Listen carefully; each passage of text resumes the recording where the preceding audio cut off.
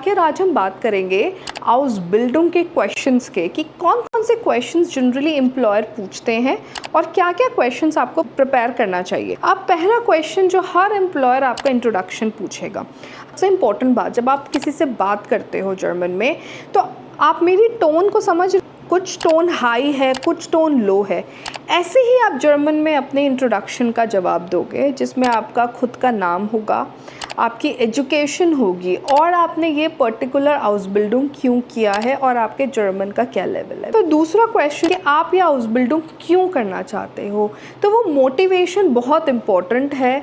आप ये जवाब मत दे देना कि हमें यहाँ पे जॉब नहीं मिला या यहाँ पर सैलरी नहीं है या हम पैसे के लिए करना चाहते हैं, हमारे पास पैसे की नीड है। ये कोई जवाब नहीं है। आपको जवाब देना है बहुत मोटिवेशनल कि आप क्यों करना चाहते हैं, क्या रीजंस है, कुछ इंस्पिरेशन होनी चाहिए, कोई स्टोरी होनी चाहिए। तीसरा सवाल जो जनरली वो पूछते हैं आपके वेदर के बारे में कि भैया वेदर कैसा है, तो ये जनरली पूछा जाता है।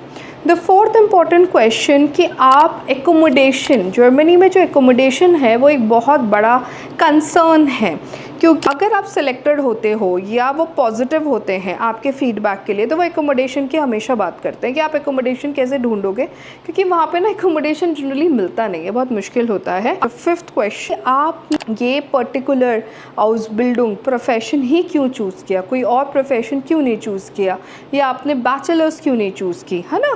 तो हम ऐसा नहीं बोल सकते कि ब्लॉक अकाउंट नहीं था, हमारे पास पैसे नहीं थे ब्लॉक अकाउंट के, इसलिए हमने नहीं चूज़ किया।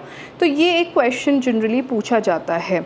फिर उसके बाद आपसे ये पूछा जाता है कौन से इनटेक के लिए आप कंफर्टेबल हो, आप मार्च के लिए हो या सितंबर के लिए। और ये भी कई बार पूछा जाता है कि आपके बिहाफ पे कौन अप्लाई कर रहा है, आपने अपनी एप्लीकेशन खुद से की है या आपको हमारे बारे में कहाँ से पता चला है, तो वो भी आप उनको बता सकते हो। जनरली ये पूछा जाता है।